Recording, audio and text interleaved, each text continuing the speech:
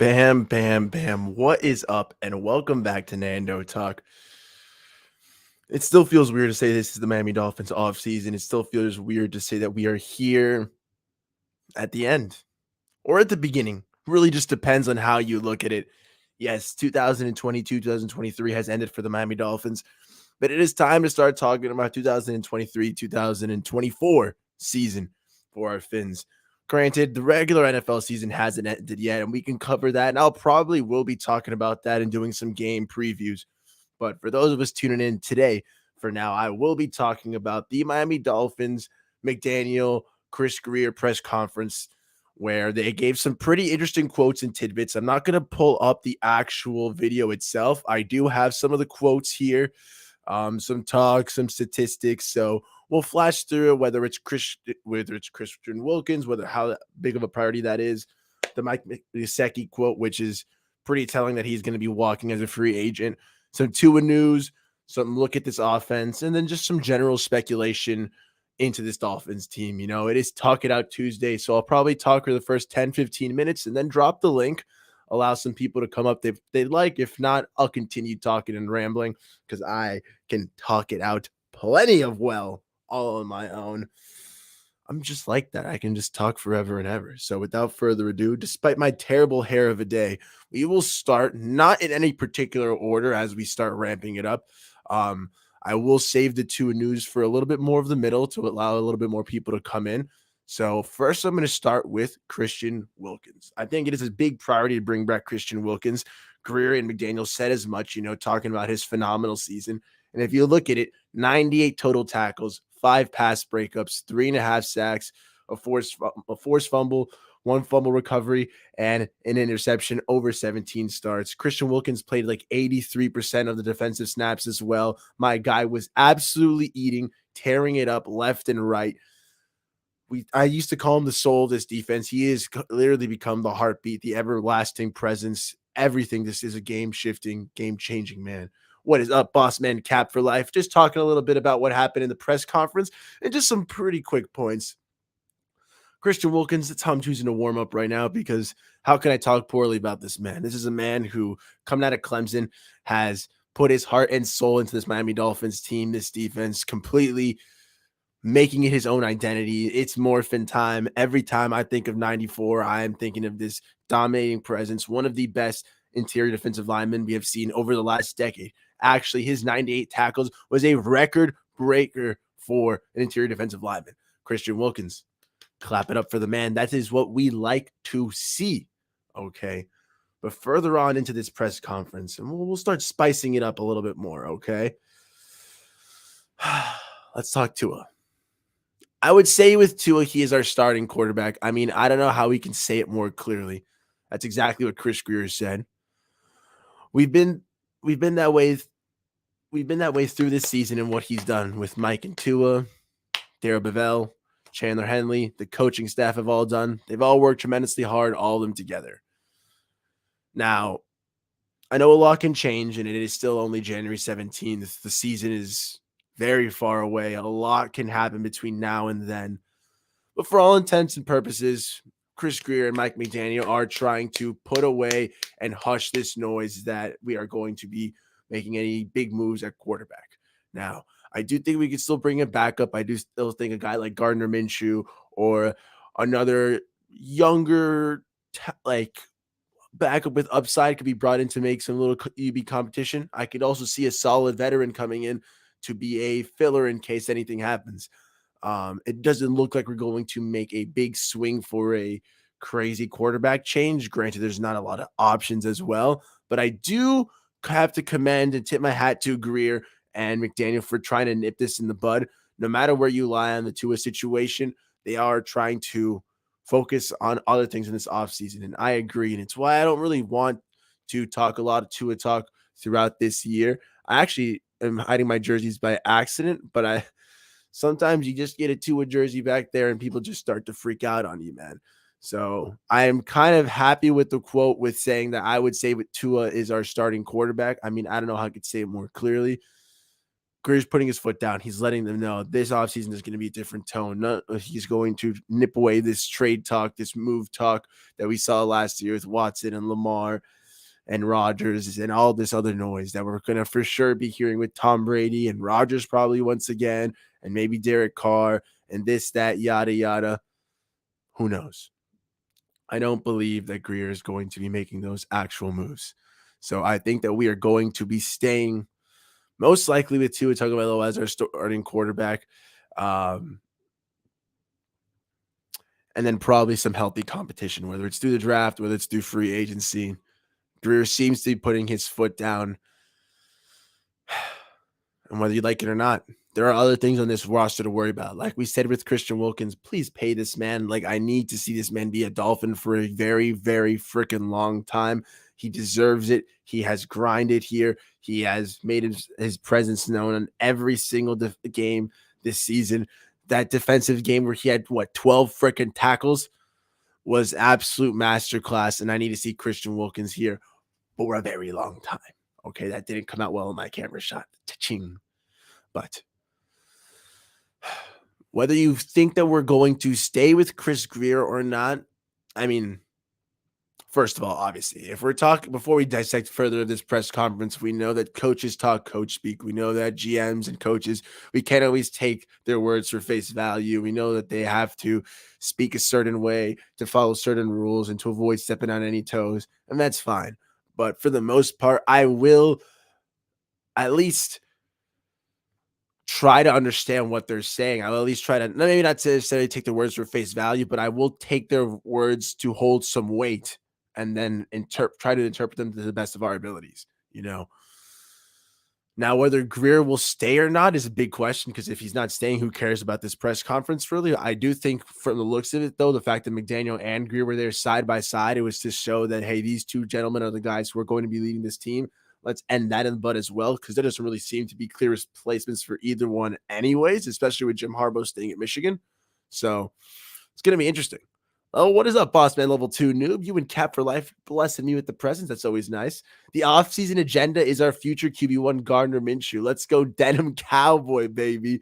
Hey, I don't know about QB1, man, but I would not be opposed to having Gardner Minshew on the squad, man. Like, hey, if Grier does stick around, I could see that being a nice move. It's the perfect, and that's the kind of caliber I'd like. And I'm with you with Gardner Minshew to Miami. I don't know about a for sure fire QB1, but put him in for a competition. I'm always down for some healthy competition, hey, the cream always rises, and the better the cream, the better the talent. I'm with it. And if the denim cowboy is to come, the mustachioed man, Mr. Gardner Minshew, I am down. That is what I mean by having a young backup quarterback with upside, someone you can continue to develop as well, but has shown poise and promise as a starter at times in the league. Minshew, when he was in Jacksonville, had some nice moments. In Philadelphia, I know he didn't win this past year when he's filling in for Jalen Hurts, but there was still some nice promise in Mr. Gardner Minshew's future, hopefully. So, hey, to bring him to Miami, I'd like that move. It's pretty solid. But let's keep furthering on in these quotes and these breakdowns, guys. Bada bing, bada bam. Chris Grier is going to take his chances on injury-prone players, high risk, high reward. I believe this note was when they asked Chris Grier as if they were going to, look at, all the injuries that happened in this roster, if it was really concerning more the players he had signed and chosen or to back up. And I don't know if they were trying to lean this as a Tua question or the running back question, but Chris Grier actually chose to defend himself and said he's going to keep making those moves because look at guys like Teron Armstead, who when they played, they provided an all-pro caliber player. They really solidified and anchored a position on this team. And it was nice to see them. And so in that sense, the risk does outweigh the reward outweighs the risk. Now, granted, good depth is needed to balance these moves to make sure we're not completely left shit out of luck, for a better lack of words, when everything kicks to the ground. But when everything starts dying on us, but it should be fine for now. I can't handle all the Tua debate all all off season again, so I'm starting my own. Go get Uncle Rico. Hey man, I agree with you, noob. Like I don't see I really hope we're not going to be entering another off season with crazy quarterback debate.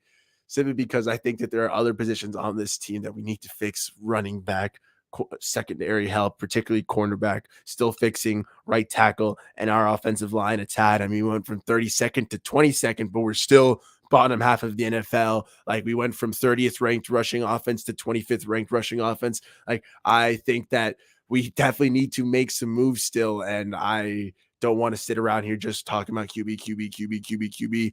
Like, hey, if we get Gardner Minshew, the Tannehill jersey comes down, and we can maybe add a little Minshew magic right there. It would look so sick in our nice little colors. Whether Tua stays or not, hey, he'll be on my wall because I paid money for him, and I'll have to flip him if he's not the starting quarterback or if he's not a Dolphin. But for right now, he'll be there. For right now, he's the starting QB. For right now, as my guy, Mr. Grier, said, I would say Tua, he is our starting quarterback. I mean, I don't know how I could say it more clearly. I'm down for some Minshew moves, though, Mr. Noob. I'm down for Minshew to at least come a little solidified backup, at least, I like what Skylar's done, but I do think he needs a little bit more time to develop on the bench, and he deserves that time. He's shown some flashes here and there. If he needs some more time to grow and to develop as a quarterback of the future, whether it is going to be a starter or as a backup, let him develop. He's earned that opportunity, Bam, level 2. Much love in the chat for everybody, and let's go. Let's keep rocking. But so, yeah, to finish off that point, it looks like Grier's going to keep making those high-risk, high-reward players, those injury-prone guys. Who's to say if it's the right decision? Hopefully some of these guys start getting healthier. I mean, I don't know if it's a conditioning thing. I don't know if that's just their tendency as a player. I don't know if that's just something we should avoid in the future. But for whatever it is, that's what we're going to continue with, it looks like. Speaking of more Grier words, and this is where I say, like, I get it. Like, we can say, oh, coach speak, GM speak, like they're shrouding things in mystery. We're not sure what they're saying is accurate or not. When Chris Grier says that Gesicki has earned the right to be a free agent, thanks for the memories, even if they weren't so great. Sorry, I had to include that little joke there, guys, because Mr. Gesicki, I don't know how great the memories were. I do love some of those Magic Mike moments you have pulled. Wakata, scramming the ball down with one arm. Your little, let's say, interesting gritties and interesting celebrations. And Mike Gesicki, you athletes like you don't grow on trees. We know 6'6", 250-pound wonder kids who run a 4.5 40. Then you're not every day. But again, if the GM wanted to bring you back, if the coaches believed that they were going to bring you back, if you were going to be a priority, they wouldn't say you had earned the right to be a free agent. Now, there is definitely a chance that Mike Gesicki test the free agency waters, finds that they are ice cold, and that the best place for him is another year in Miami or another couple years in Miami. But I do think that Gesicki earned the right to be a free agent is a nice way to put it. I do think that in a new team, he can flourish. He can be either more of a focal point on offense, either a piece that actually gets used and is not just a role player or is not just an afterthought. I think that he definitely has the talent in this NFL. I'd even like him to be on the Dolphins. And if we brought him back on a smart deal where we were able to focus more on his talent, showcase his abilities a little better, which would further his contract value in the future if he wants a different team, we're talking a shorter deal. If it brings us more production, that's awesome. But it looks like Big Mike is gone. We'll get a third-round pick when he walks, and we'll probably use that to draft a new tight end, maybe see how Hunter Long is looking, maybe bring someone over. If the Cowboys don't keep Dalton Schultz, I could definitely see us trying to make a move for him. He fits us a little better. He's a better blocker, still a very capable receiving threat. It would be a pretty nice move. Thanks for the memories, Mr. Mike Gesicki, but we'll see how it rocks. Another thing I want, and I kind of enjoyed this statement from Mike McDaniel, is, guys, we have to remember it's January 17th. It is third week of January. The NFL playoffs aren't even over yet. So it's kind of funny to be taking these statements, kind of funny to be already making our statements and claims saying, this is what's going to happen next offseason. This is what we're going to see. Oh, the Dolphins are already going to miss the playoffs. We're already screwed. Already this, already that. Again, let's Let's let the dust settle a little further. Let's start seeing what moves we start to make in the offseason before saying the story's already written. All right. Mike McDaniel said he doesn't want to make any emotional quick decisions in regarding to any changes to his coaching staff for 2023. I like that. Take a breath, let the dust settle. McDaniel, figure out what we need to do, whether we're going to stay with Josh Boyer, whether we're going to keep Frank Smith, or whether we're going to cut ties with him and elevate a guy like Darrell Bevel, who is getting looks at from other teams, whether we're going to make some big shift or whether we're going to stay with what we've got in-house right now. What is this offense? What is this defense? What is this coaching staff going to look like? Okay. We've already heard that Pat Surtain is moving to FSU to be no longer an assistant to a defensive back coach. He is going to be their defensive back coach at FSU. So congratulations to Pat Surtain, but our coaching staff is shifting around as well. So I like that McDaniel is going to take a pause, analyze the situation, and figure out what's going to be the best staff to bring in for the next year for 2023, because he doesn't have to make every decision right now. Again, the season has not ended yet.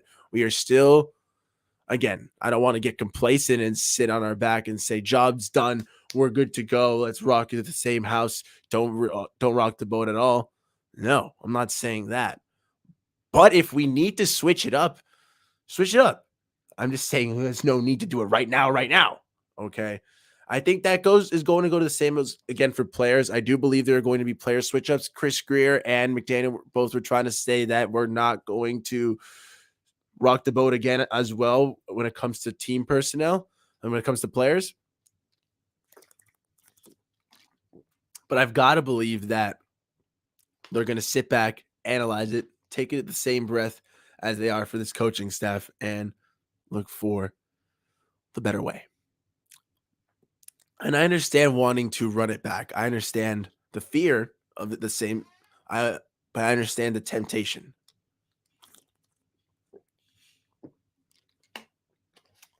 Sorry, I was very parched. There was a lot to be proud of for the Miami Dolphins team this year. It was up and down, very streaky, 3 wins, 3 losses, 5 wins, 5 losses, 1 win, and then a playoff loss, albeit a game where I believe we fought in the playoffs. There are no moral victories, as we've said, but you can still be proud of your team for having battled despite all the adversity and injuries it faced, despite third-string quarterback, despite secondary woes, despite rookie coaching, big missteps and mishaps. We still were there, 31-34, with the second best team in the AFC, one of these Super Bowl contenders. So how do we move forward? How do we grow? How do we build? How do we not get complacent? How do we look forward to the future? Okay. Well, we do that by sticking with the pieces that made this offense, that made this team look so bright, and continue to shine them to perfection. Continue to put them on the pedestals, on the right places to succeed and allow them to thrive. Okay. Little things like Tyreek Hill and Jalen Waddle combining for the 3rd most receiving yards in the NFL, combining for the 3rd most receiving yards by a teammate duo in league history. The Wombo combo of Tyreek Hill, Jalen Waddle for 3,066 yards. Absolute freaking monsters. And you got to love the fact that we have found these two great receivers. And I understand Waddle has had plenty of drops this season. He's got to correct that. He's got to work on that. Thankfully, he's only in his 2nd year in the NFL, and he's already had back-to-back 1,000-yard receiving seasons. He's already made his presence known, and he had 1,300 yards to go along with Tyreek Hill's 1,700 yards. Yeah, we've got 2 great weapons in the NFL. Okay. I saw a post right before hopping on this about Amon-Ra St. Brown. Why is he not getting hyped up like Jalen Waddle is? Amon-Ra St. Brown had about the same stat line as Jalen Waddle did last year, like 1,030 yards, like 11 yards per catch. Waddle was very similar, more of a line of scrimmage guy now. Waddle this year, like I said, taking off to 1,300 yards, 18 yards per catch. He has grown, developed. He is no longer just this close to the line kind of guy. He makes plays down the field, close, whatever you need it may be. I like what I see from Jalen Waddle, especially as a wide receiver too, especially with a guy like Tyreek Hill coaching him up, helping him master the art of being one of the fastest men in the NFL. Okay. And using that speed to the utmost advantage. So, yeah, regardless of who we keep at quarterback, I believe that a crazy tandem like this, oh, yeah, baby, they deserve to be on this team for a while. I understand being frustrated with Jalen Waddle's droppy performance on this past Sunday in Wild Card Weekend. Hopefully those jitters are gone from him forever in every future playoff performance, but you cannot negate the success that Waddle and Hill had together. And whoever we keep as our quarterback for the future, whoever we decide to build around, whether it is Tua, Minshew, me, Brady, Rodgers, Carr, whichever name gets called up, the very fact that they will have Tyreek Hill and Jalen Waddle will not only help them play better, but when it comes to attracting someone, yeah, how easy of a selling point is it? Well, I know Miami's got a bad rep, but you'll be throwing at Tyreek Hill and Jalen Waddle.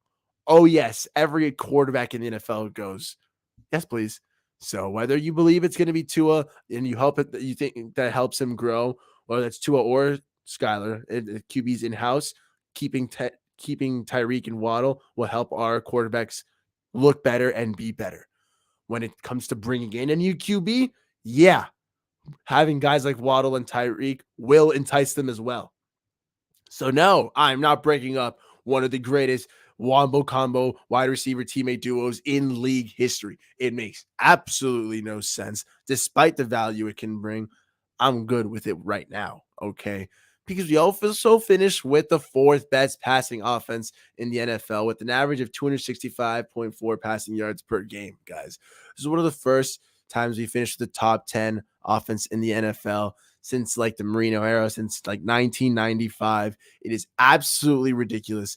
I understand that this season did not turn out as pretty as before. And one of the first questions that Grier and McDaniel asked was whether this season is a success or a failure. I think it falls a little bit of a murky area, right in that horrible gray zone where if we had gotten blown out of that playoff game or had not made it at all, then this is an absolute total failure. If we had won this playoff game, which we were so close, we had a couple turnovers in a game where we lost by 3 points, then yeah, we could have had success and called this a total success. But we lost and we fell short. And so this is a bit of is it a success or not of a season? But when you look at things like what Waddle and Hill have done, when you look at what this passing offense has done, what we have jumped to in such a short time, these building blocks are something to be proud of. This are signs of success. And it sucks to say next year is the year. We're almost there. We're right on the edge. Oh, next year the Dolphins figure it out. When we're all healthy, when this, that, if, and that. I understand that is terrible and it feels so cruddy. But what can we do? The season is over. Okay. We can only wait until September now.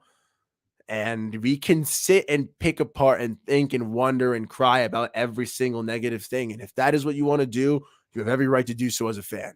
I choose to focus and think on these positive aspects of the game. Okay. Little signs that show that we're heading in the right direction. Okay. Because these are big jumps in the passing game as receivers. This is what I want to see. Okay. I can't lie. Give me Amon-Ra St. Brown all day. Yeah, I mean, for him, he'd be more of like a possession receiver. I understand where him and Tyreek would be a nasty combo as well. But I'll take the two speed demons, Tyreek and Waddle. Please. Oh, and then, like, guys, the offensive line, like we said, moved up from 32nd to 22nd, despite a rotating carousel of injuries at tackle, Austin Jackson going down, Liam Eichenberg going on IR. Austin Jackson went on IR too as well, actually. Greg Little getting hurt. Teron Armstead being banged up since week 1 with a toe, then his freaking hip, then his pectoral, then his elbow, like everything for Teron.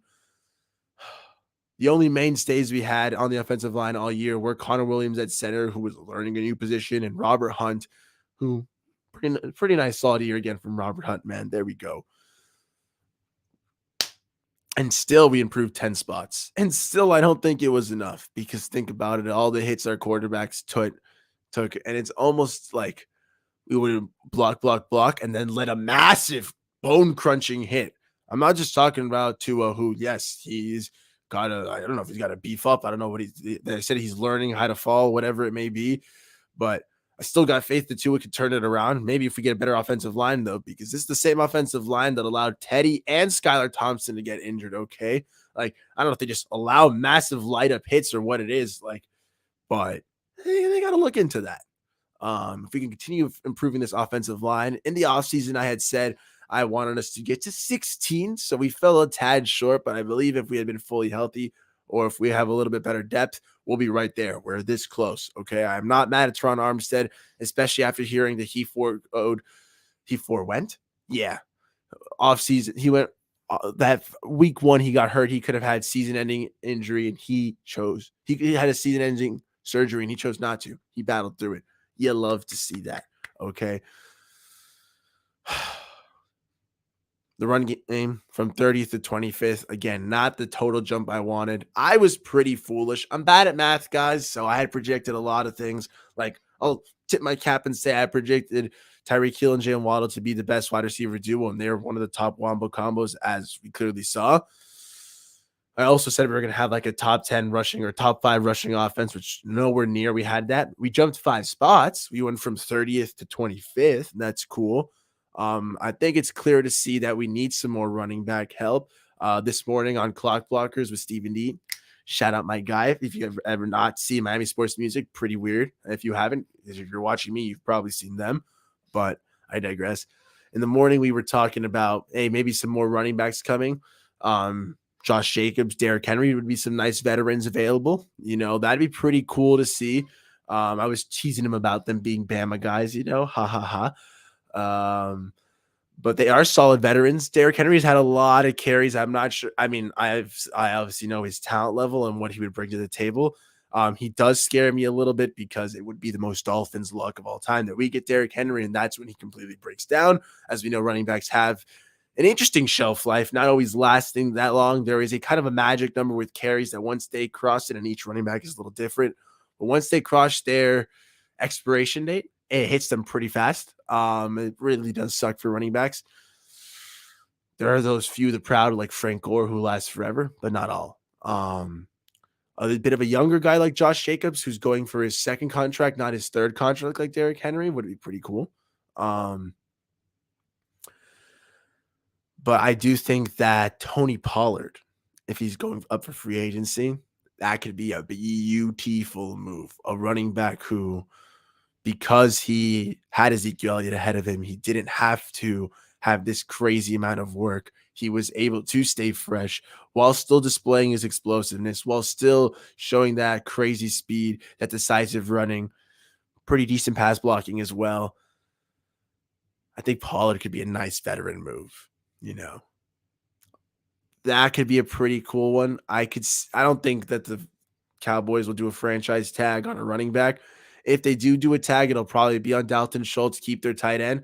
So whether we end up with Schultz or Pollard or even both, I think those could be some pretty nice moves.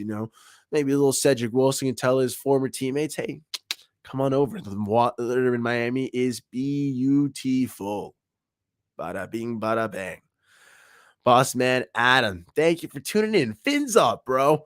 Yes, Tony Pollard would be an absolute masterclass of a move, I think. And this is where I'm going to continue to trust Mike McDaniel's running back eye. I understand Chase Edmonds was a big flop, okay?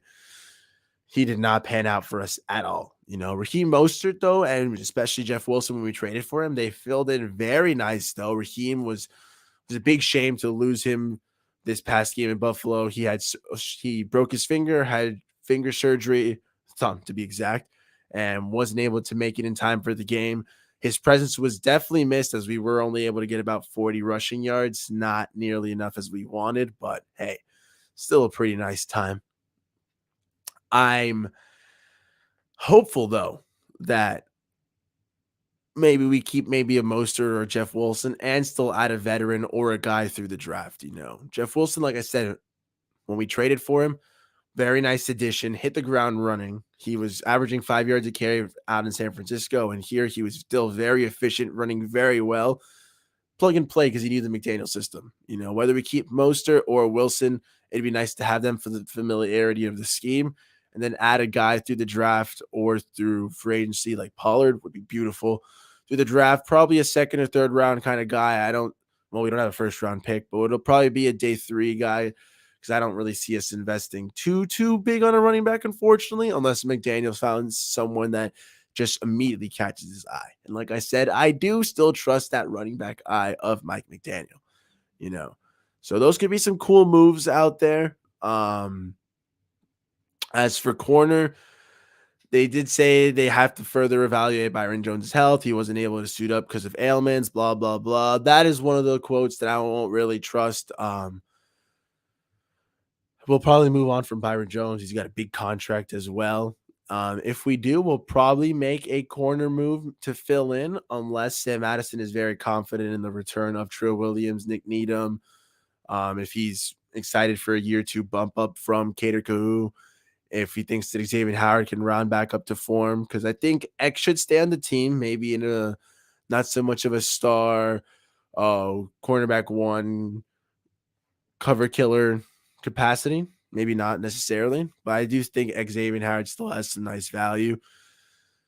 I want to see him regain some form, but I would understand if we kept him. I would understand if he moved on from him, honestly. That being said, I don't think we moved from Byron and Xavier Howard in the same season. It's just not going to happen. Too much turnaround, too much turnover.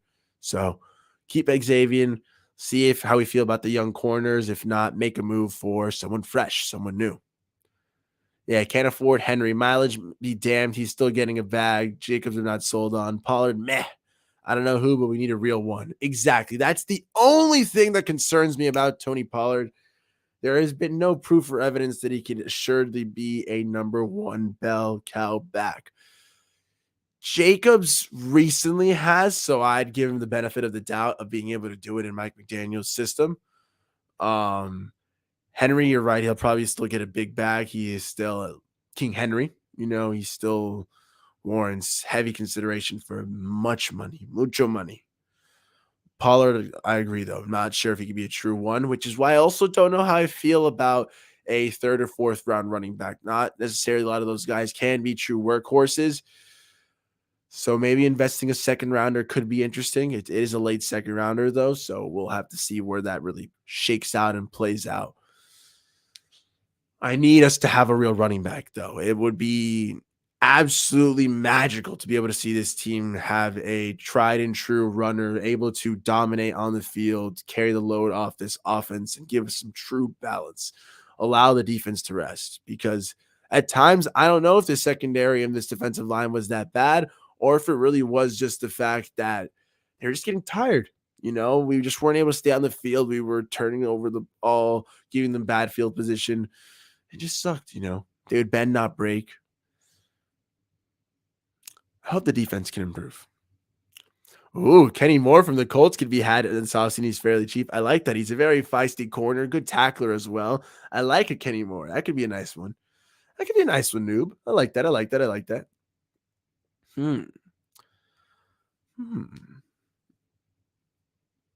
I will probably be going for another half hour. However, since I am at the half hour mark, I will be dropping the link in the chat in case anybody wants to come up and a little talk about the press conference, any offseason moves they'd like to see, whatever it may be. I'm just vibing around, guys. I'm starting to get back into more streaming. Oh my gosh, I didn't even have my logo. I'm such a fool. Look at that, guys. Well, what a clown I am. That's how but on the defense, though, I do think I am excited for the return of guys like Trill Williams and Nick Needham. The Dolphins have already expressed interest of bringing him back. He was on a 2nd round tender this season, so it wasn't exactly he had contract stability. So first, classy move by us for saying, hey, you tore your ACL in the line of duty on the field for our Miami Dolphins. Let's talk business, see if we can return you. But it's also, we know that this Nick Needham has some nice value. He was sorely missed in the slot for sure. I I'd love to see what a guy like McDaniel can do coming back hungry that his season was cut short and what he can do now. But the growth of Cater Kahu definitely intrigues me as well. Darth Cater, continued confidence, continued cleaning up his technique. If Sam Madison can get him to be a little less handsy, a little less grabby, he'll continue to bloom and blossom as a corner, and it is glorious to see that growth. And then, of course, Trill Williams coming back brings some nice size, some nice physicality to this cornerback room. He was a guy who I was projecting a lot of stuff. Honestly, the season Cater Kohu had this year, I thought that was going to be Trill Williams. And like I said, the only silver lining of guys like Trill, Byron not suiting up, Trill Williams going down, and Mackenzie Alexander going down, only silver lining on those points is that a guy like Cater was able to come out of the woodwork and show us and display his ability, and hopefully have earned himself a spot as a Miami Dolphin and as an NFL player for years to come. And you love to see that, a guy who maybe might have gotten his shine, maybe would have taken a little bit longer, and has now been thrust to the forefront of the NFL scene, in my opinion, as one of the top-rated rookie corners this year. We rock with it, Mr. Cater Go.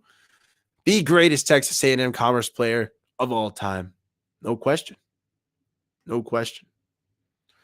Do you guys think we're going to make some crazy secondary moves? I think we're just going to bolster it, add some depth. If anyone would like to come up, by the way, we do have it in the chat right here. This is the linky link if you want to come up and talk. But I don't know if we're going to make some wild secondary moves or not. I think we are going to be smart. Sam Madison, thankfully, I think has a very nice handle on the secondary. I was very impressed with what I saw when given with what he had to work with, with guys going down, players getting hurt, and this next man up mentality, whether Clayton Fitzgerald or Verone McKinley were filling in at safety once Brandon Jones went down, whether we saw Bing Trill Williams, Mackenzie Alexander, Bing, Elijah Campbell, Bing, Cater Kahu, Bing, and then Noah Benogany even getting picks against Pittsburgh, bringing out the most in a banged-up secondary. It did suck that David Howard seems to be taking a step back this season, but hopefully this secondary can round back itself into form, recover from those injuries, and be the top-tier unit I believed it was going to be heading into this season.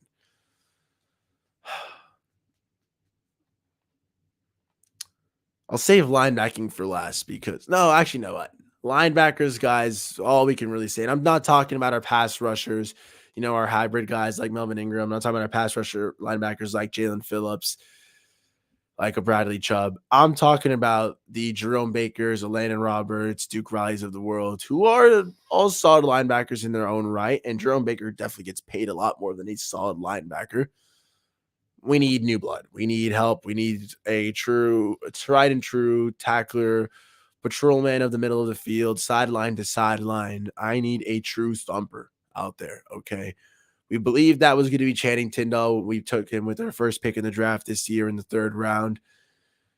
Really, I didn't really see him this year, I'd like to sit here and say he is going to take a step forward and develop. By all means, he has the athletic capabilities. He is 6'2". He is 250 pounds. He runs a 4.48. Channing Tindall is an absolute freak of nature. Okay. He played 50 games at Georgia, 4-year player, and one of the greatest defensive programs in recent memory for college football. And yet he never started a game there. He was a jack of all trades, playing after the run, QB spies, stopping athletic playmakers, doing everything. But it seems he's still learning his role on this team, still learning what he's going to be at in the next role in the NFL. And maybe we make no middle linebacker moves. Maybe we just say, hey, Jerome and Tindall are going to rock with it. But I'd like to see a little bit more brought in because I like what Duke Riley and Landon Roberts bring. But I think that with some reduced snaps, with some less play time, they'd be able to be put in the best situations, the one that fit their skill sets the best, It's always been the most interesting thing to me about defense in the NFL and in football in general is that you can have certain players, certain personnel for the right moments, and allowing Duke Riley and Atlanta Roberts to be in their best roles is the best thing for everyone. So whether it's Tyndall developing, whether it's new blood, let's shake up the linebacking room over here in Miami, guys. Speaking of linebackers, though, this is more the pass rushing guys. Jalen Phillips, hats off. I liked what I saw in the second season. There were definitely games where Jalen Phillips started game wrecking and taking over and really starting to grow into his own. A bit of a slow start to the season, to be fair. Jalen Phillips, I wanted to see more from the get-go. He seemed to be heating up as the season picked up. He had a crazy tweet saying that he has now officially played more games in the NFL than he did in college. I think it's 32 games versus 20 games. That is ridiculous. Okay. That is ridiculous that is actually true.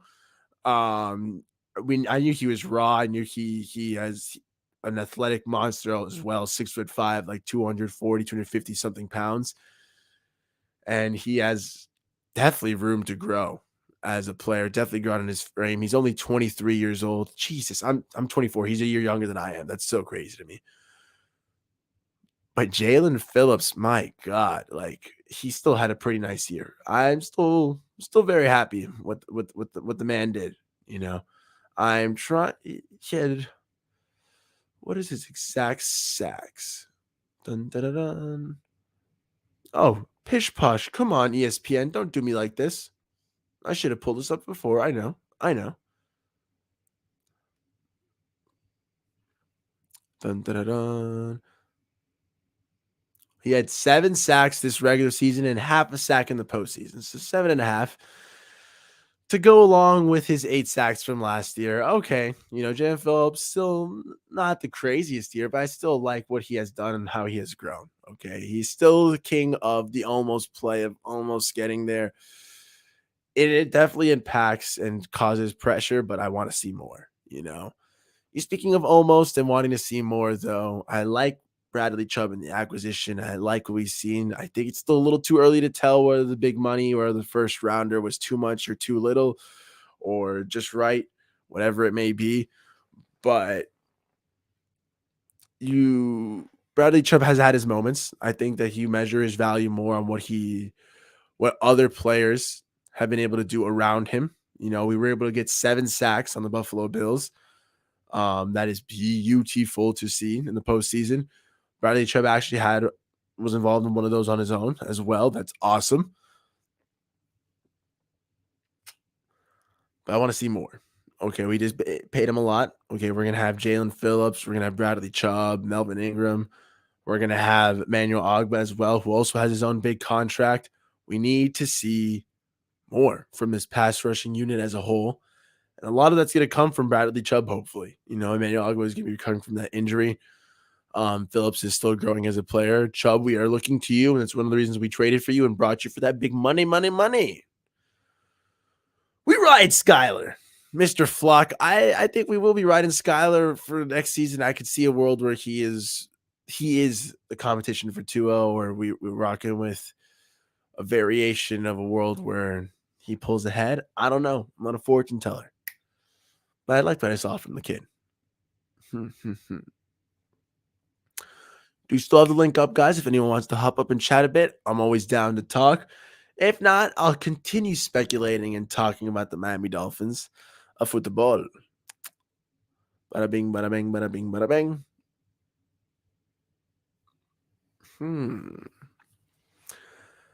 And we've talked actually, and then this is where it all full circle comes back to me talking about Christian Wilkins in the beginning of the episode.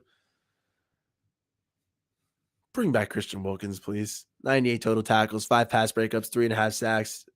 I forgot how many forced fumbles. 1 fumble recovery, though, and 1 interception over 17 starts. 83% of the defensive snaps played. Mr. Christian Wilkins is a beast. Okay, and I hope he comes back. I hope he is an integral part of the Miami Dolphins for years to come. We talk about the outside pressure and guys like Phillips, Ingram, Chubb, Ogba, but the work that guys like Wilkins and Sealer do, a lot of that Wilkins, but Sealer had a nice season as well. That work cannot be understated. Okay, that interior pressure is freaking monsterly, and you love to see it. I cannot wait to see more of it. Please, Christian Wilkins broke literally record for the most tackles by an interior defensive lineman. I better see him as a Miami Dolphin for years to come, so I can have a 94 jersey over there. So many players deserve that spot on the wall over Tannehill, but Christian Wilkins, you are the front runner, my friend. Christian Wilkins, Zach Sealer, Cater Kohu. Those are the guys, But a 94 would look beautiful up there. Bada bing, bada bang. How are you feeling, though, Miami Dolphins fans? There's been a lot of press conference coverage, a lot of speculation for me. Little old me, the solo dolo Nando. I do love when I have my buddies on and helping me out. I do love talking and chatting with everyone in the chat and all Dolphins fans alike. And if you want to drop a like, comment, subscribe, that helps out. We're almost at 750. Sharing it with likes and comments, engaging in any way, definitely gets me to more Dolphins fans. And you love to see that because I love talking to Dolphins fans. That's why I do this at the end of the day. Don't get paid. This isn't a job. It's more of a hobby, but the hobby is really just talking and interacting with different Fins fans. So I hope our positive vibes are still up. The Homer hat is over there. I've left it on the side for a bit. We were trying to be more serious, more journalistic integrity today, despite the fact that there was some speculation. I brought a lot of Chris Grier's quotes and words on this Talk It Out Tuesday, where mainly I just talk things out and we see how the Dolphins look and their situation forward. If any news pops up tomorrow, I will be doing Wakata Wednesday, which is always an interesting time here on Nando Talk. Very high energy zone, high energy show, not necessarily for everyone, but a fun time indeed still, Thursday, I will be having one of my favorite segments, Tinfoil Hat Thursdays. I will be improving the tinfoil hat. As you can see, it coincidentally kind of came out looking like a football helmet. Maybe this way a little bit better. But I will be improving the design, improving the logo of the tinfoil hat for Tinfoil Hat Thursdays, bringing you crazier conspiracies, crazy speculation, and different theories and ideas of where the Miami Dolphins can go. I would love to have a nice little panel for that one as well. But if not, I've got enough tinfoil over here to bring all the speculation I need next Thursday for the Tinfoil Hat Thursdays, guys. And then Friday, we'll see how I am going for streaming. I think on Thursday, I will be having also my buddy Nathan over. So that'll be a good time, a good chat. I don't know if we'll be doing it live or if I'll be editing it over Thursday and uploading it Friday as I did last week. Just for the Dolphins talk. Should be always an interesting time talking with any of my buddies for my section. I think I am in section 349 right now. Big news as well. I am planning on upgrading to section 130, I believe, maybe 129, maybe the deep end, maybe some real Dolphins magic going to be going on for me and the boys. Shout out Nathan, Alan, Tommy, Drew, Big Cuban, George, you are a legend. And of course, my guy, Zach. We will hopefully be moving down with Zach in the hundreds. That'll be a fun time indeed. But hey, anytime I get one of them guys on the show, it's always a fun time. Nathan, though, probably talk with them on Thursday. I'll try to convince him for live. If not, we'll do it recorded and I'll chop it up and edit it up for Friday. And then on Wednesday, I should be having my good buddy Trevor on the show, talking it up. One of the greatest Dolphins fans I know growing up in high school. Trevor was the Dolphins encyclopedia for my friend group, reciting statistics, jersey numbers, player names, you name it, from every year, every century. An absolute Dolphins genius. Okay. It runs in the family for him. We could talk about that on Wednesday, but looking forward to talking more about Dolphins with him as well. My buddy Spencer, who I usually do shows with on Monday, is actually having wisdom teeth surgery this week, though. So we'll be hoping Spencer has a good recovery. That is why I could not have a show with him yesterday. But don't worry, because I am getting back to my Monday through Friday regularly scheduled streamings, speculations, talks, and of course, more Dolphins news. We are going well. Panda Roblox, what is up? Thank you for tuning in. What is up? Any Dolphins question? Where is the Tyreek jersey? Very nice point indeed. So I got all these players before the start of this season.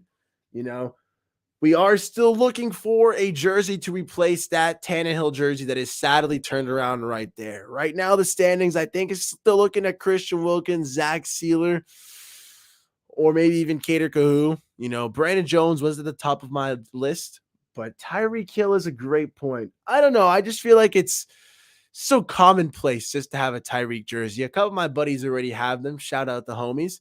But it would be nice to maybe Tyreek jersey. There can be only 5. You know, I don't have a jersey in the 90s, though. So that's why a guy like Wilkins or Sealer would be very interesting for the wall. They're pretty cool.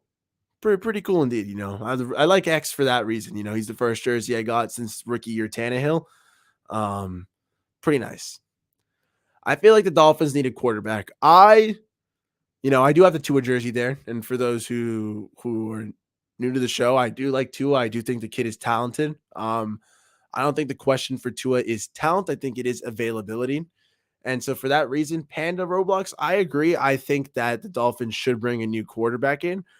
Don't know what caliber quarterback it will be. If it's a starter, I'm with it. They're smarter than I am. And I know that they hopefully search the right moves because there are some limited options. You know, because there are limited options, though, I wouldn't be opposed to bringing a solid quarterback to compete for the starting job or mainly be looked at as a backup.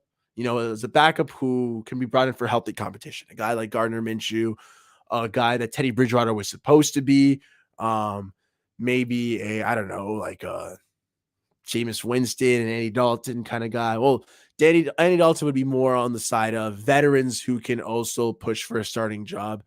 My ideal guy would be a quarterback looking for their second contract who is still on the younger side, still has some upside, and can still be pushed in the right direction. You know, that's my take on the QB situation. And if not, we got Sky Thompson who we can also develop and grow. But hopefully some promising signs. Yeah, exactly. I don't hate I like Tua. You know, I don't understand why anyone would hate on him. But I agree. The health concerns entering year 4 are too much. We need at least a serious backup who can very well play to a starting level. And at that point, you might as well bring in a guy who can bring in some competition. I think it'd do wonders for Tua as well. If he could genuinely beat out someone else for the job, respark that fire in him again, that's also awesome, you know, and it just shows that he's sharp and good to go, you know. Yeah, I don't know if we have the cap space for a guy like Lamar. My thing is, like, I'm down to bring in a new quarterback, a guy much better than Tua, like a guy where you could say, you know, a tier above Tua, you know, a definitive upgrade, which a guy like Lamar probably is. But then there's still the health concern with Lamar, you know. Like at that point, I'm down to make a move for a guy like but that's the thing. Lamar Jackson is probably the best quarterback talent available, but 12 games this season, 12 games last season, health-wise, it's almost like getting yourself in the same situation, except that would give us less cap space to get a competent backup and put us in a scary situation again. You look at the Ravens this year, I had to play with Tyler Huntley, and then I think his name was Andre Jackson or Andre Johnson. He's like a third string undrafted free agent quarterback out of Florida. Yeah, not pretty for the Ravens, you know. So while I do think that Lamar Jackson is definitely talented, I don't know if we have the cap space, and two, the injury concerns would still be there. So if we do make a move, I understand getting guys like Brady, seeing if Rodgers is available. If you think Carr is better than Tua, you make that move as well. If Goff, same thing with him. If you think he's better than Tua, you can make that move. Um, that being said, unless there's a clear choice, healthy quarterback that is going to be better than him, I don't want to bring in an injury-prone guy, you know? Dolphins are your third favorite team behind Chiefs and Bears. Thanks for tuning in then, boss. I always appreciate a new face around here. Um, I'll I like the Chiefs. The Bears, I'm a fan of Fields' game. So, props to you. Thanks for tuning in, man. And, the Chiefs, Andy Reid's hilarious to me, so we'll root for it. Hey, I appreciate that, man. Thanks for subbing, I think you're number 720, so I appreciate that. The road to 750 continues. The road to 1,000 continues. Everyone, be as legendary as Panda Roblox, and subscribe to the channel. It always helps to get connected to more football fans, to just continue spreading the positive vibes. Panda, that's what I'm all about. Positive Dolphins vibes. I will be doing probably some more football talk as well. My buddy Spencer, that's why it sucks with him and the wisdom teeth surgery, because him and I do a little bit more regular football talk as well. But I digress. Spencer, hopefully a good recovery. I know today you are probably very loopy, my friend. But thank you for subbing, man. I do genuinely appreciate that. Like I said, I would be talking just to talk to nobody. It'd be fine by me. But those who sub and those who support and listen, I genuinely do appreciate. So we vibe. Bears are the first. Yeah, I am wrapping up with the show, so I'll entertain some Bears talk right now. Bears are your first. They do need some offseason. Let's go. A field jersey for Christmas is sick. I have a dynasty fantasy football league, which is dynasty is where you control your fantasy football league for years to come. My team has been made since 2020 and made the playoffs. Won last year, won this year. It's a pretty good team. I wanted Justin Fields on the squad, but I had Joe Burrow, Dak Prescott, and at the time, Trey Lance, so someone else scooped up Justin Fields. He's a phenomenal player, man. I think he's a great talent.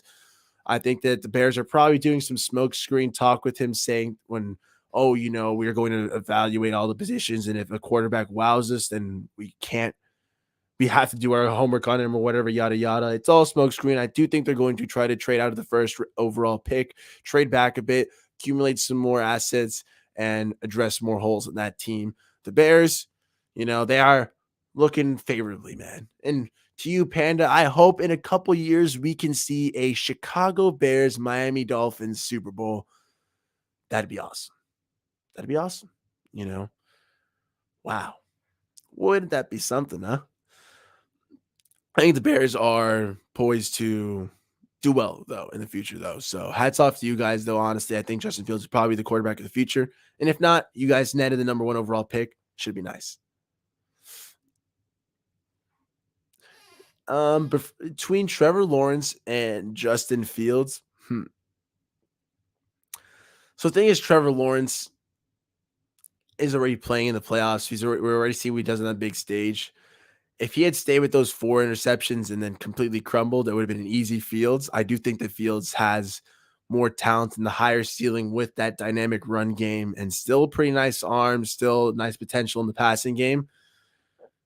But Trevor Lawrence is already doing it now, so if he's already ahead of the game, he's athletic in his own right as well. He can make all those big boy throws, and he's everything you look for in a quarterback. But I do think they are two very big talents. Like, I still don't understand how I'm still so thankful the Jets did not grab Justin Fields. I'm so happy the New York Jets fucked up and got Zach Wilson.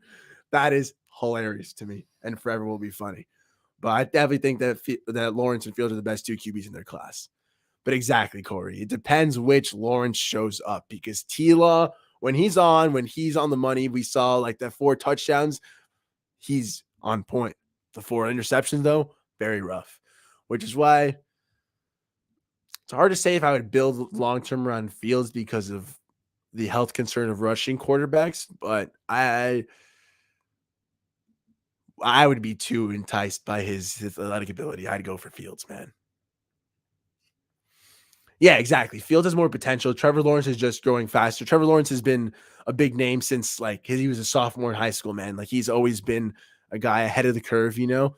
I think Fields is a tantalizing talent though. So you got a good one in Chicago. Like I would keep Fields and Trey down. I would not get a rookie quarterback after what I saw from Justin Fields, honestly, this second year. So good on you, Panda. You guys got it. Also, Corey, thanks for tuning in, boss. Appreciate you for the support on the channel right now. We have reached the 1 hour mark. Oh, baby. Always nice hitting the 1 hour mark. Sometimes I doubt myself, going to solo dolo, but it's always a fun time. Panda, I appreciate you for subscribing. Um, for sure, we are having a show on Thursday for Tinfoil Hat Thursdays. I'll be doing community posts, so you guys can also follow that up for an updated schedule. Tomorrow, I should be having a show with my buddy Wakata Wednesdays, but I should be having a good show with my Dolphins fan, Trevor. So I will I think that's going to be streamed. So hopefully that'll be in the evening. I have got to confirm with Trevor, and we'll have a wonderful, wonderful Dolphins jam-packed positive vibe show. If there's anyone who has more energy than I do, it is Trevor. So my guy is Seth Green. He's amazing. Boom. In South Carolina, we call Lawrence football Jesus. Hey, man, he's got the flow. He's got the hair. I knew Trevor Lawrence was going to be special when I was in high school and my little brother showed me a video of him. He said, look at this Trevor Lawrence guy. And I was like, whoa. I was like, you're a basketball soccer guy. If you're showing me a football guy, this kid is going to be good. Okay. And lo and behold, he was right. Bada bing, bada bam. He is my Nostradamus, Tommy Damas. In college, Fields was a field general, not really running quarterback. It's just in college, Fields had Chris Olave, Gary Wilson on his team, and now his only decent receivers, Darnell Mooney. Yeah, Darnell Mooney, I like as a piece. Chase Claypool, I think he's going to be solid for you guys. He's just got to get his chemistry a bit down. You guys did invest a second round pick in him. So hopefully they make some more moves for him. And that is because I own Chase Claypool in my Dynasty Football League. So we're hoping Claypool keeps it growing because I don't want to cut bait with Chase Claypool, man. Not at all.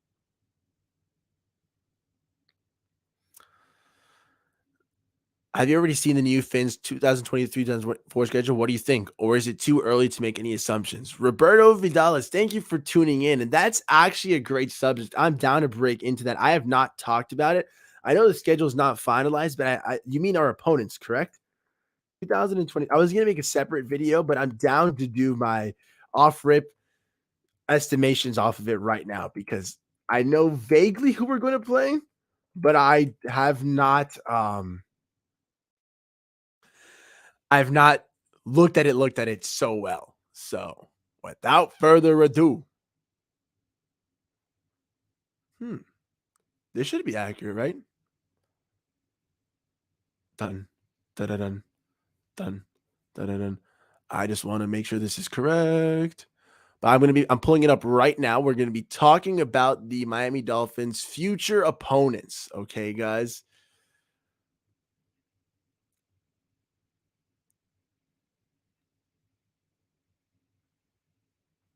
Dun, dun, dun, dun, dun, dun, dun. Where is this? My computer has to be so slow right now. Of course you have to do it, computer. Just to spite me. Let me check the chat just to see if anybody has it there. I'm pulling this up right now. I'm just trying to share it on the screen so you guys don't just have to hear me.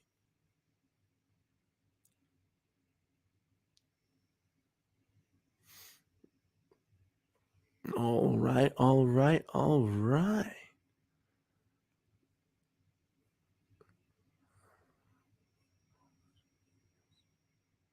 Okay, there we go.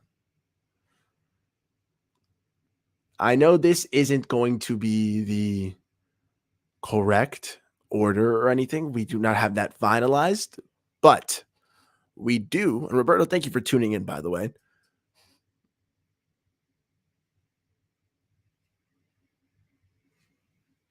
Share screen.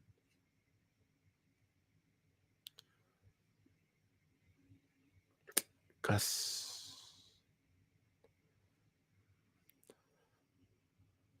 All right. That's a little hard to see, though. Let me fix this, guys.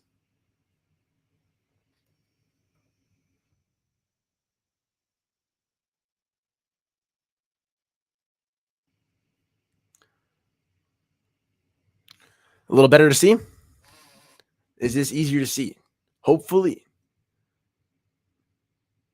Oh, no. Yes. All right, guys. So we are going to be playing, of course, our divisional rivals, the Buffalo Bills, Patriots, Jets. But we will be playing the AFC West, facing off against the Broncos, the Raiders, the Chargers, the Chiefs. That is going to be pretty interesting. We'll be playing at Los Angeles once again. That is a game I would love to go to. Oh, baby. Doug do on a video breaking down who we are and will be playing in the future. Yeah, no, Doug Lee's an absolute legend, Corey. Fun fact for those who I owe Doug Lee a lot. He not only gave me a big shout out to give me a big follower boost, but he also is the guy who pushed me into starting a YouTube. I was just a Twitter guy. So thank you, Doug Lee, as always. So yeah, I mean, obviously, again, this goes to saying if you're checking me out, you've definitely seen Doug Lee do wrong. But if you haven't, phenomenal work there. So bada bing, bada bam. Really quick before I go into the schedule thing, the Bears GM said he would be blown away to draft the quarterback for the first overall pick. The Bears are talking about swapping picks with the Colts, and they received Michael Pittman Jr. I also own Michael Pittman Jr. in my dynasty league, so hey, I love that. I love a piece of that Justin Fields action. So if Michael Pittman gets a boost in an upgrade, I'd love to see that. Think it'd be phenomenal for Justin Fields as well in his development. And yeah, I agree. Like I said, I think the Bears are doing a smoke screen to actually trade for, to increase the value of the number one overall pick, make it look like they're going to go for a quarterback or look like they're going for a crazy prospect, and then just force someone to feed them a lot of value. Like swapping picks. I know the Colts have one of the top picks, and then Michael Pittman. That's pretty nice, man. Heck yeah. All right, let's look at this. So we play the AFC West, the AFC East, obviously. At Kansas City, at Chargers. We play Broncos at home and the Raiders at home. Hey, I appreciate you, boss. Enjoy your meal. Thank you for tuning in, huh? Appreciate you. Let's check out this schedule, though. Yeah, so we do play the Broncos and the Raiders at home. We will play the Chiefs and the Chargers away. That rounds out the AFC West. The Commanders away. The Cowboys, the Giants, and the Eagles. So we play the NFC East. So we'll decide which East is the true beast. Will it be the NFC East or the AFC East? That's actually a very fun game. Hold on. I'm going to fix my light, guys, which has died. I'm going to charge it. So that's because I streamed in the morning.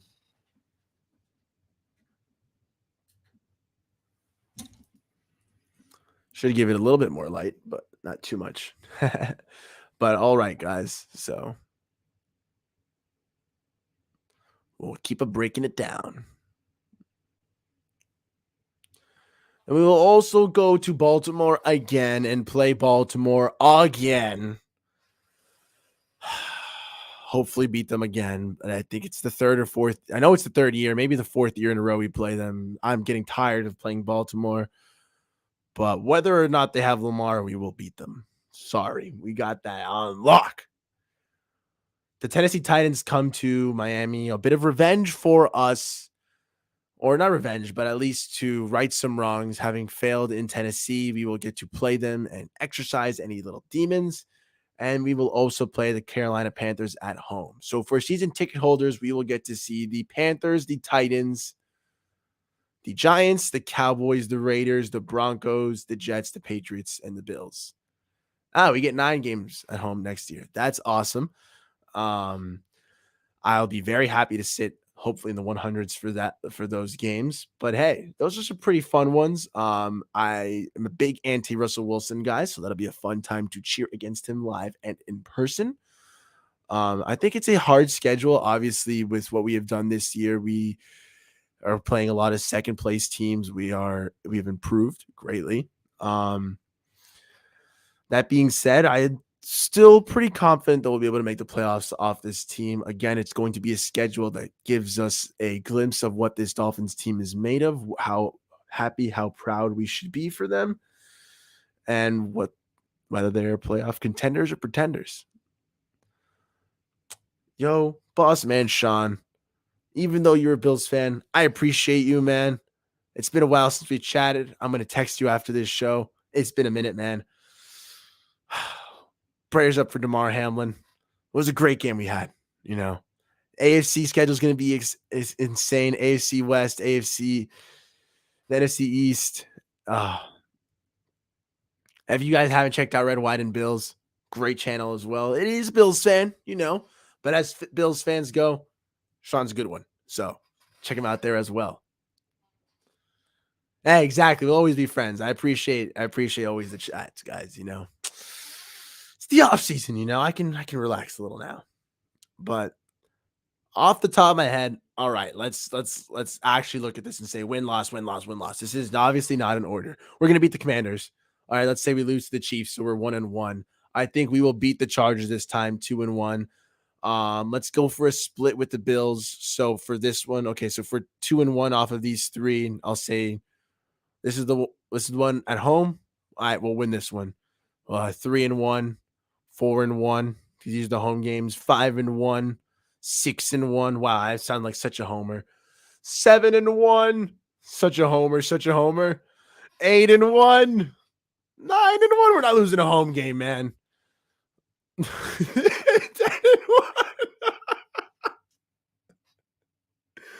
Oh, I suck, guys. Guys, if you haven't noticed, when it comes to Nintendo talk, I'm just too big of a homer sometimes. I'm too positive. I cannot look at a team besides the Chiefs on this roster and say we're going to lose. All right, 10-1. 11. All right, let's say the Jets get a real QB, okay? You know what? We'll be fair.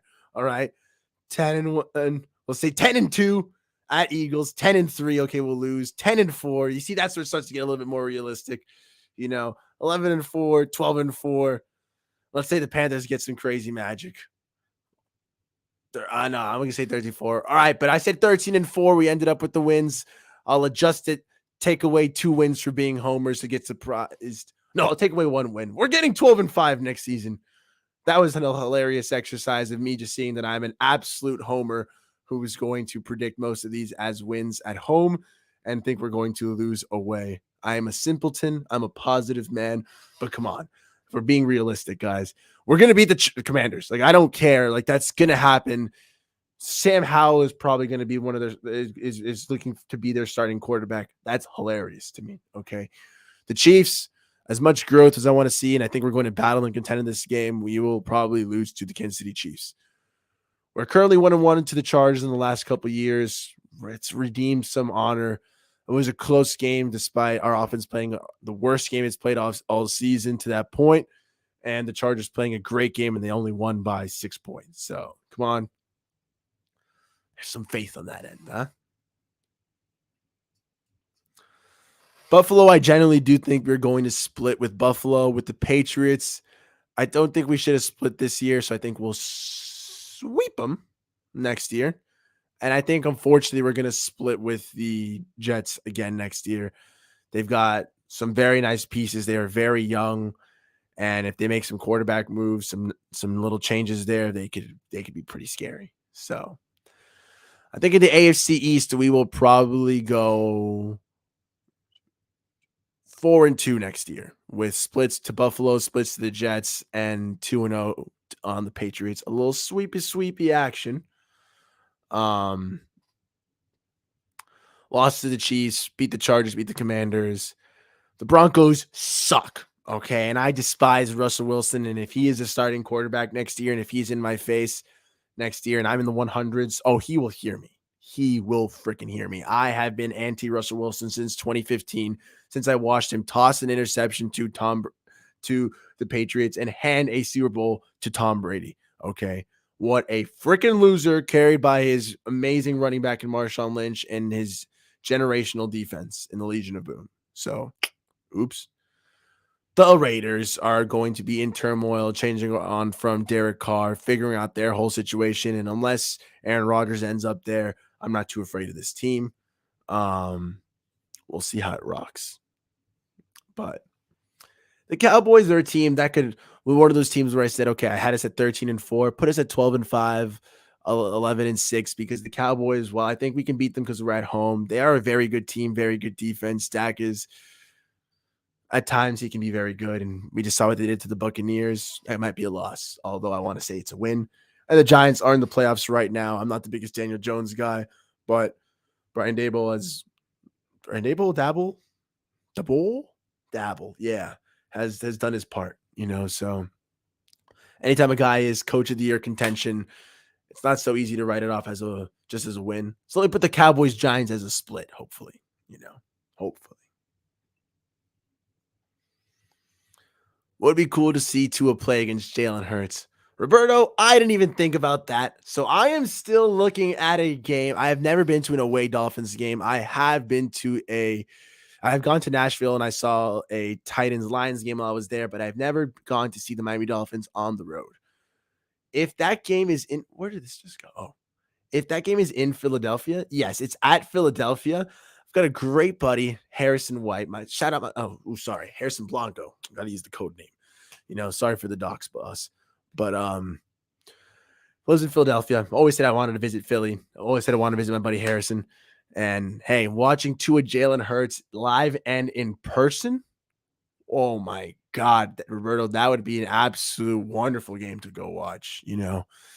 Definitely some fiery action there. Devonta Smith, Jalen Waddle, Jalen Hurts, Tua Tagovailoa, that'd be awesome.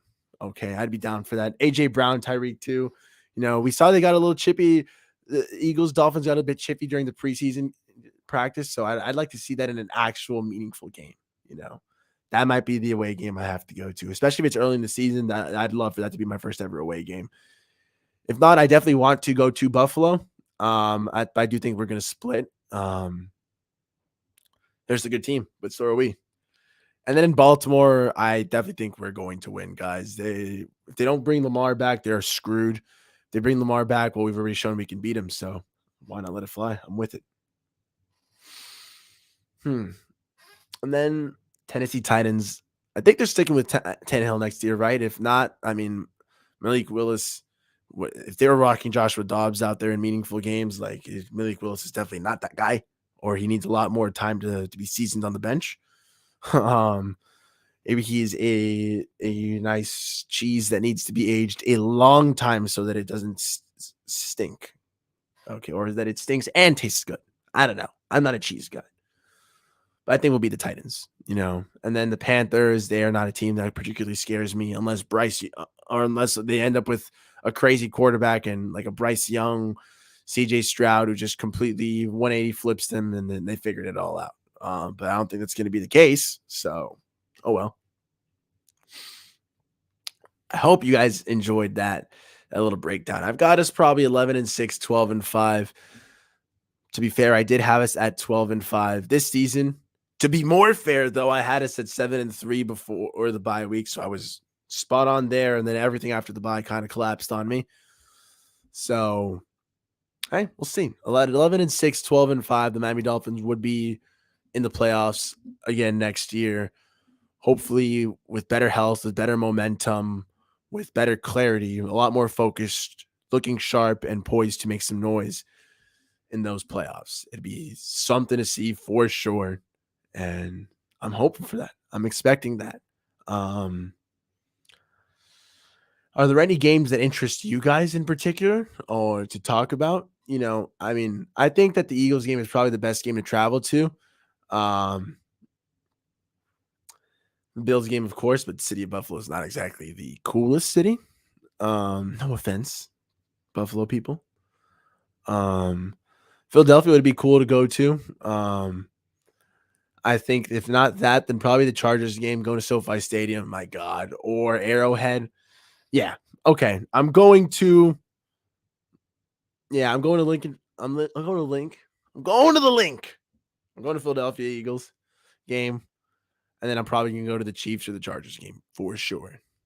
Um, got a lot of big moves planned for next year, guys. Stick around with Nando Talk. We've got some good things. When I go to a away game, I definitely want to vlog it up. I want to allow people to get that same feeling. Like I said, I've never been to an away game and I always want to experience it. I know there are others who may not have had that experience, and I want to bring it to them as well. Like when I tailgate and I post my little clips, well, I want to give people a feeling that they're at the game, or when I live stream at the game, before the game, whatever it may be, guys. That's what I'm all about. Just fan interaction and just help it bring a little bit more joy to the fans. Little old me. But hope you guys enjoyed that, though. That was pretty cool, pretty fun. I will be doing a video to further break down everything, and as soon as the schedule officially comes out, I will obviously do my schedule prediction. That is many months from now, though. So I will be doing a pre-video giving my initial thought using no order, no real information, just the gut and the feeling.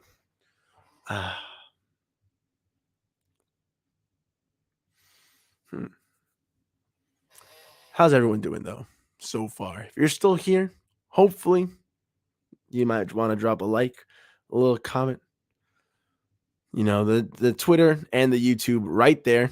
Always check me out for more positive vibes. Twitter, I'm very active. YouTube, we're growing and slowing, but we're growing, and it's a very fun time. And I thank everybody who's able to listen to me and talk things out with me. This is supposed to be a 30-minute show today, and we've almost hit an hour and 30-minute mark. So heck yeah. Thank you everybody for tuning in so far. Are there any further Dolphins questions you might want me to ask? Anything you want me to speculate on? Anything you might have heard? Any cool news? Whatever it may be? Or should I start transitioning on to the final thoughts? Because it's been a fantastic show, but all good things must come to an end sometime.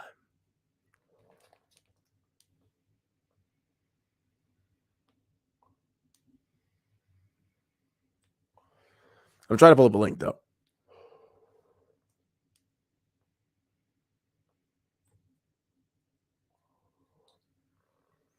It was not to be. Oh, well. That video will have to be for another day. But I do enjoy live streaming. It is something I'm going to be getting a little bit more into further in, with whether it's with buddies, whether it's just me. I'll be seeing a lot more of me. The offseason is not the end of the Miami Dolphins. It's interesting. Some say the offseason is the end. Some view it as the beginning.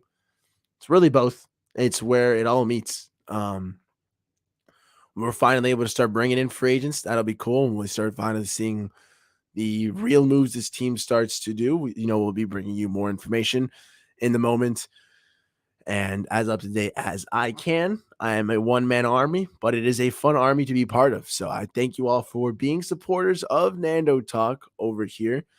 Like I said before the hour mark, tune in tomorrow, Wakata Wednesday. I should be doing a nice show with my buddy Trevor. Very high energy. The only man who I think is a bigger Dolphins fan and more energy than I am. Quite something to behold, honestly.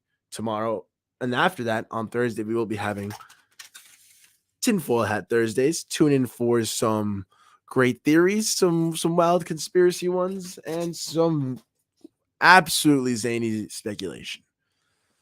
Then Friday, we'll be able to do hopefully a little fins up, chins up Friday. Gives you some more good vibes to tune you out for the weekend. And then, yeah, it'll be good vibes. That's what it was. Thursday, I'll be doing a show with my buddy Nathan as well. And then that'll either be live and good to go on Thursday or recorded, chopped up, and edited for Friday. But regardless, good content coming to you Monday to Friday now on Nando Talk. We're working on finalizing times and getting everything in an actual schedule. But Monday to Friday, you can be sure to find something on your Nando Talk feed. I'd like to thank everybody for supporting, for listening to little old me ramble on and talk about the Miami Dolphins and football in general over this last hour and a half. It is always a pleasure. It is always fun. And no matter what people do, no matter what people say, you can always trust that I will be positive, smiling, and overjoyed.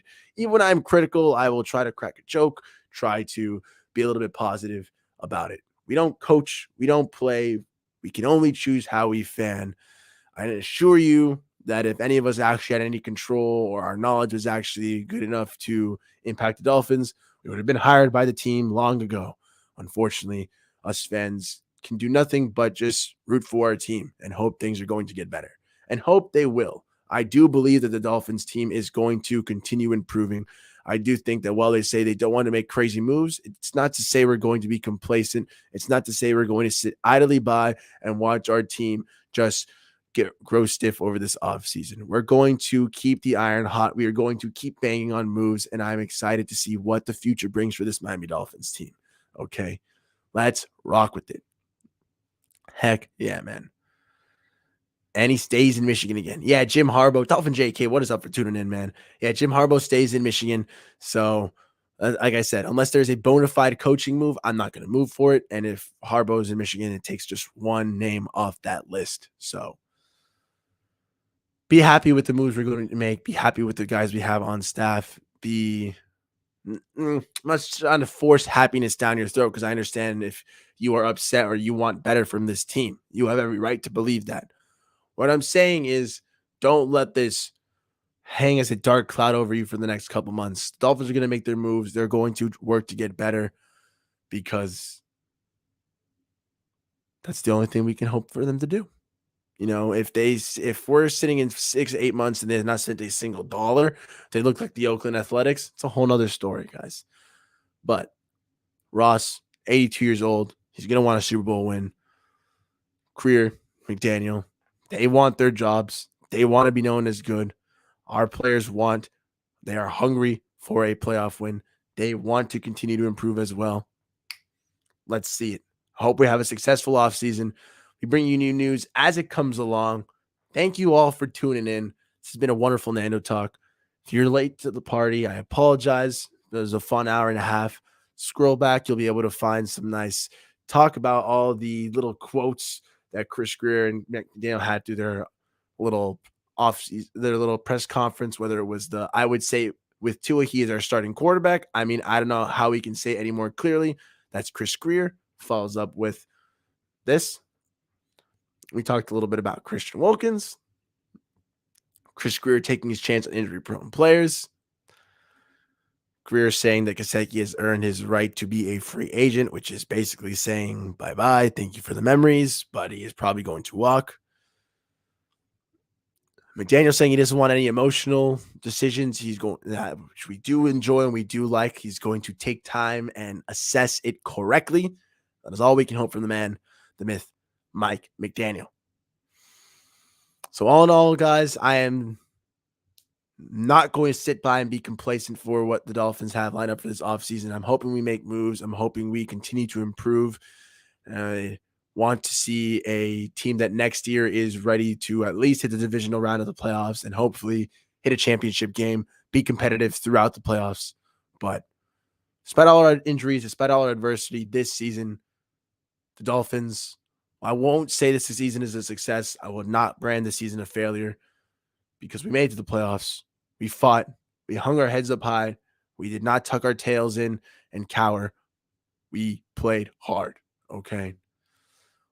Next season, no excuses, no injury talk, no nothing. I just want to see success from the Miami Dolphins. That's all I need to see. Let's make some moves, everyone. Let's get better. And as always, be happy to be a Miami Dolphin. I'm much happier to be a fan of this team than any team in the NFL, despite the pain it drags me through, despite the ups and downs, despite the streakiness, despite the consistency. My positive vibes, the energy, the smiles, the la la land, the rainbowness is not for everyone. But for those who are tired of listening to complaining, tired of listening to whininess or whatever, here we are, ready to enjoy whatever the Dolphins throw at us because we're fans and we choose to fan well. So thanks for tuning in, guys. Hopefully the Dolphins continue to improve. This has been a long effort to reach the hour and a half mark, but thank you all for tuning in. I will catch you all tomorrow with my buddy Trevor live for Wakata Wednesday, Thursday for Tinfoil Thursdays, and Friday, a good chat indeed for Fins Up, Chins Up. But as always, wow, I didn't even have the special banner that had the Fins Up, Chins Up for this one. Thank you all for tuning in. Fins up, chins up, and I will catch you tomorrow. Bada bing, bada man. This has been some Nando Talk.